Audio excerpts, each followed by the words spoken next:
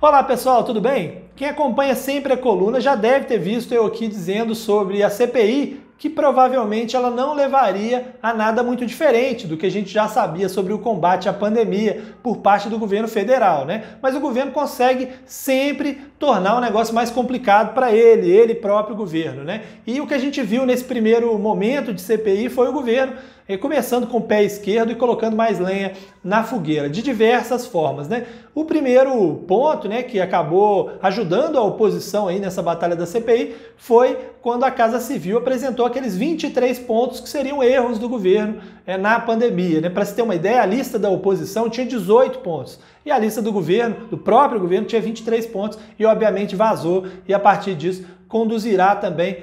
um pouco dos trabalhos da CPI, né? O próprio ministro Luiz Ramos ontem também deu outra bola fora, não sabendo que estava sendo gravado, né?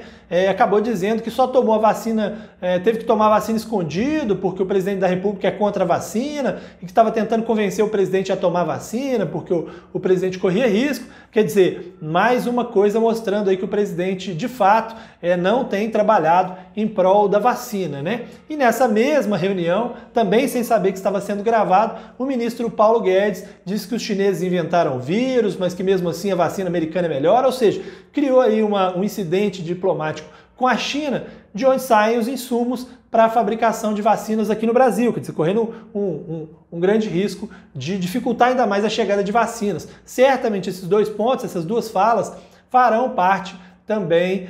da CPI em breve. E não foi só nisso, né, que o governo se atrapalhou, né? Na própria CPI, alguns parlamentares também deram munição para a oposição. O Flávio Bolsonaro, por exemplo, além de criar um atrito desnecessário com o comando do Senado, com o presidente do Senado, que pode repercutir em outros problemas para frente, ele fez uma defesa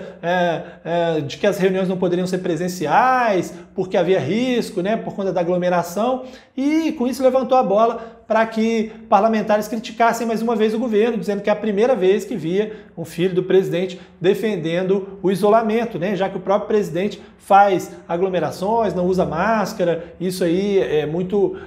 notório, né? E o próprio Flávio Bolsonaro, inclusive, estava com um problema no ombro, né, causado por uma viagem de turismo que ele tinha acabado de fazer, ou seja, viagem de turismo pode, mas participar da CPI presencial não pode, né? Também vimos o senador Marcos Rogério, que era outro membro da tropa de choque do governo na CPI, dizendo que uma parcela da população considera o presidente genocida. Ele usou isso para explicar por que alguns parlamentares não poderiam ocupar os cargos de comando da CPI, mas acabou que ele fez uma fala que deveria estar, obviamente, na boca da oposição e que acabou sendo falada por um representante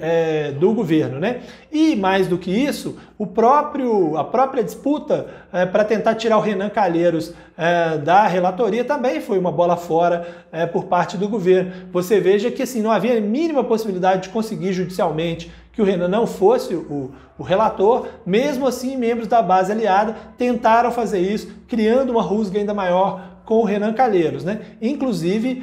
quando o Omar Aziz foi eleito presidente da CPI, ao contrário do Girão, né, que é o que o governo preferia, porque o Girão tem uma linha de investigação mais voltada aos estados, a gente viu um membro da base aliada votando no Omar Aziz, que foi justamente o Ciro Nogueira, o mais experiente deles, dos membros da base aliada, porque fez o raciocínio lógico de que a disputa já estava definida, então que seria melhor aderir ao Omar Aziz para não ter outras represálias mais à frente. O restante da base aliada não teve essa mesma malícia e criou desnecessariamente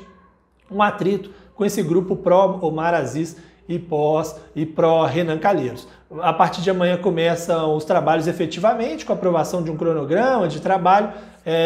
mas já deu para ver que o governo vai sofrer muito com essa CPI, justamente porque não consegue, não sabe lidar com a situação lá dentro do Congresso Nacional e tem uma base que fala demais e que não pensa antes de executar suas ações. Um abraço para vocês e até mais.